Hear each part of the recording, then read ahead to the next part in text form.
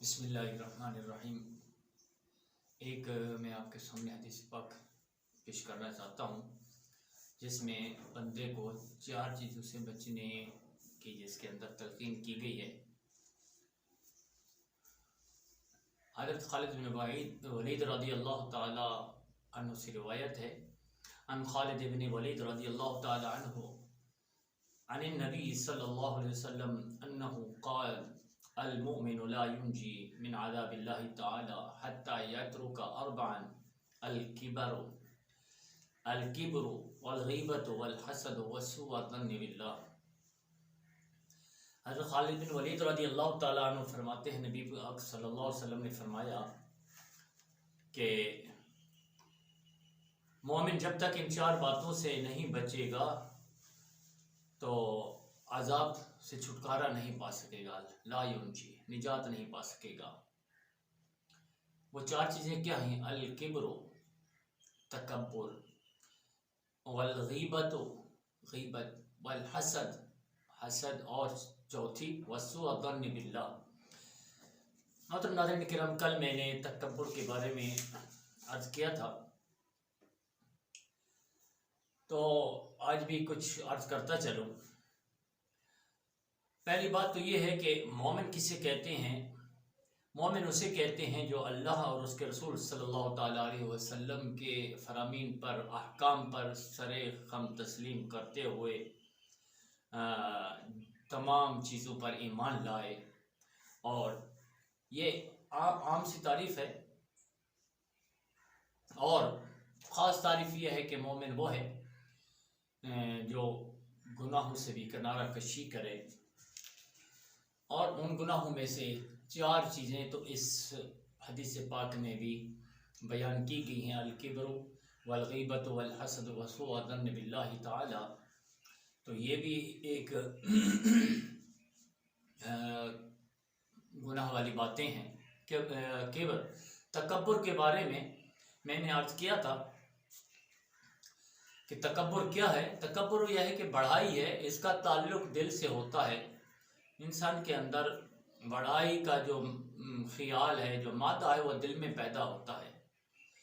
تو اپنے بندے کو اپنے دل کو عاجز رکھنا چاہیے، تکبر سے بچنا چاہیے۔ تکبر کی وجہ سے بہت سارے اولیاء کرام بھی اس میں تکبر کی بیماری میں پھنسے ہیں، جس کی وجہ سے ان کے ساری زندگی کے نیکیاں برباد ہو گئی۔ علماء کرام بھی اس تکبر میں، اور آج بھی علماء کرام اس تکبر کی بیماری میں پھنسے ہوئے ہیں بہت سارے۔ میں ہر کسی کی بات نہیں کر رہا، بہت ساروں کی بات کر رہا ہوں۔ اور ہم نے بہت سارے بہترین نرم دل، رقیق القلب جس کو ہم کہہ سکتے ہیں، اور عاجزانہ انداز رکھنے والے آج بھی بہت سارے علماء کرام ہیں۔ اللہ تعالیٰ ان کے صدقے ہمیں بھی یہ تکبر کی بیماری سے اللہ ہم سب کو بھی محفوظ فرمائے۔ تو میں نے عرض کیا تھا، تکبر سب سے پہلے شیطان نے کیا، شیطان بھی اسی وجہ سے ذلیل و رسوا ہوا۔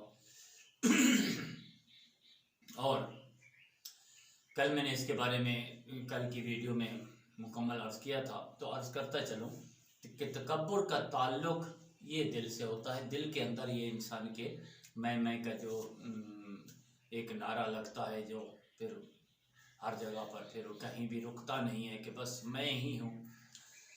اور دوسرا یہ کہ اس تکبر کے بعد جو چیز آئی ہے، تکبر بھی ایک عام سی بیماری ہے، لیکن اس سے بھی بڑھ کر، میں تو تکبر سے بھی بڑھ کر کہوں گا، ایک اور بیماری ہے جو ہماری باطنی بیماری ہے، جو ہمارے زبان کے اندر پیدا ہوتی ہے، اور وہ ہے غیبت۔ جی ہاں، چغل خوری، چغلی، غیبت، کسی کی برائی بیان کرنا دوسرے کے آگے، اس کو غیبت کہتے ہیں۔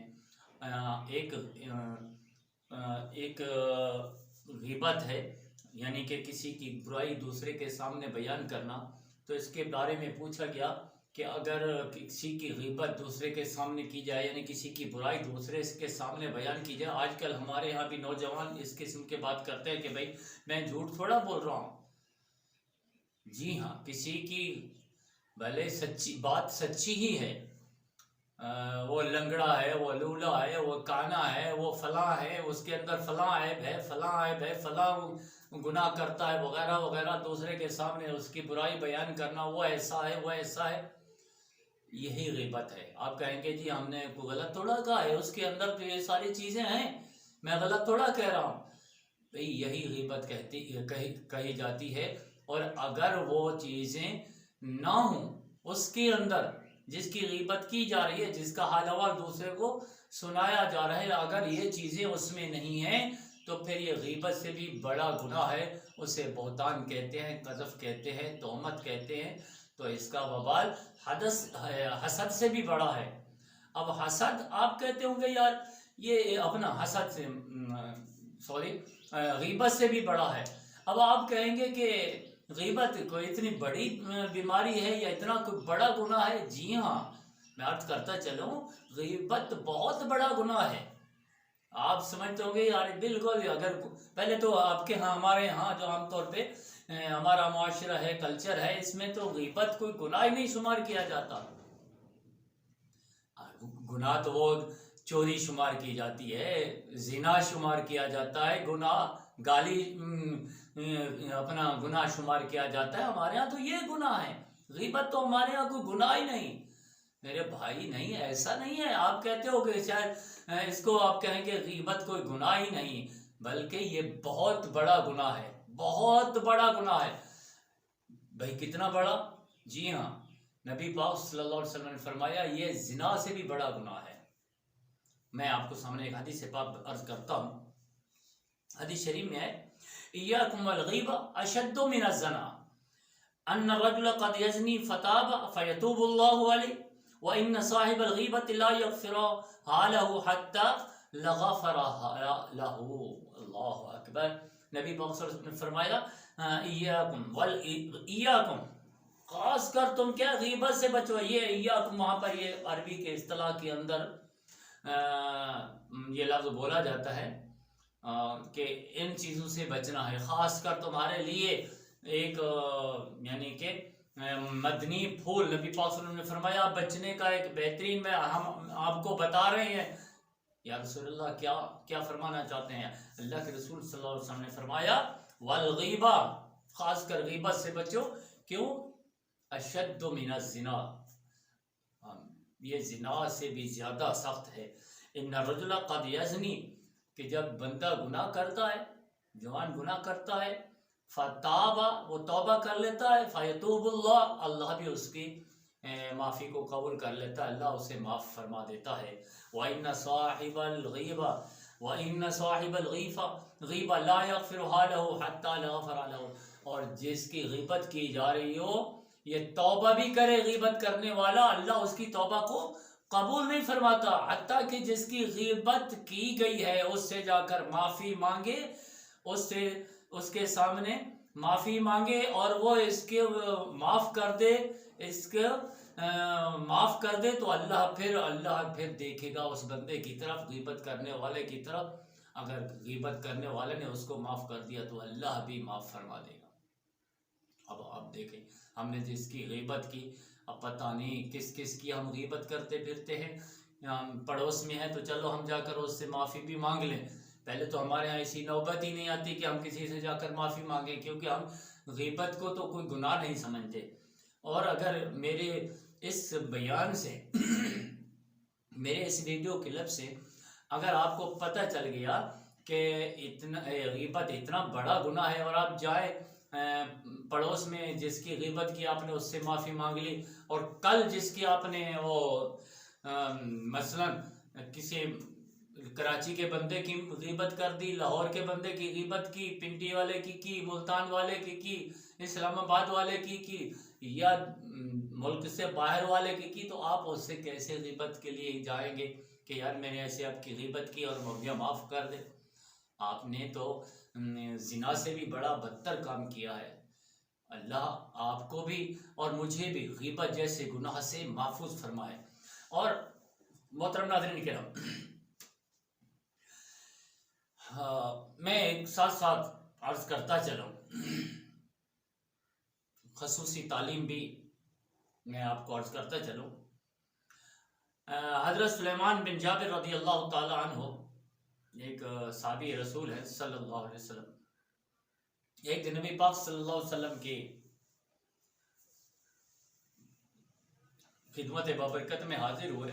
یا رسول اللہ صلی اللہ علیہ وسلم سے ایسی تعلیم فرمائیے کہ جو میرے لیے ہمیشہ فائدہ مند ہو. جی ہمیشہ کے لیے فائدہ مند ہو.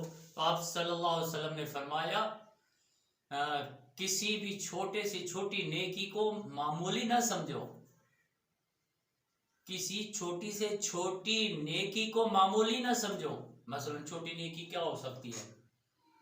کسی کو سلام میں پہل کرنا، یہ بھی ایک چھوٹی سی نیکی ہے. ویسے تو نبی پاک صلی اللہ علیہ وسلم نے فرمایا جو سلام میں پہل کرتا ہے وہ تکبر سے بری ہے، اس کے اندر تکبر نہیں ہوتا. عام طور پہ لوگ کہتے ہیں جی میں دوسرے سلام کریں، نہیں آپ سلام کیا کرو، بڑھ کے سلام کیا کرو. دوسری نیکی کیا ہے؟ میں چھوٹی سی بات کر دیتا ہوں، کسی کو پانی پلا دینا.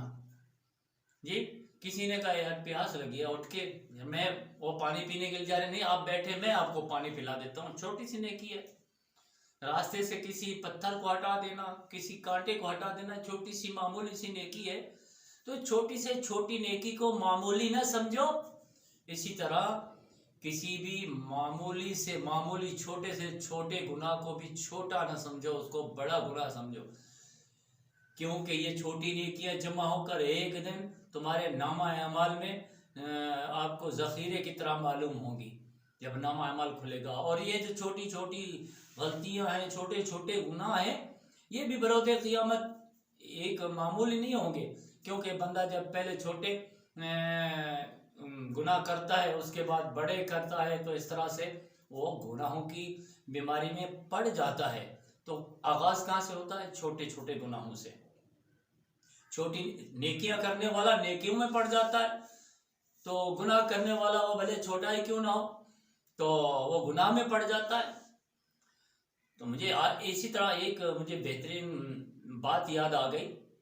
ایک مرتبہ ایک کوئی بزرگ کسی سفر پر جا رہے تھے تو راستے میں دیکھا بچے کھیل رہے ہیں اور ایک بچہ ان بچوں سے الگ بیٹھا ہوا ہے اور خاموشی کے ساتھ سر جھکا کے بیٹھا ہوا ہے.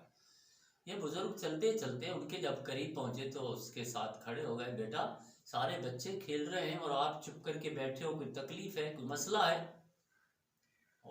اس بندے نے دیکھا اور پھر کیا ہی بڑی پیارے انداز میں عرض کرنے لگا، کیا ہی بچے کے اندر یہ تقوی.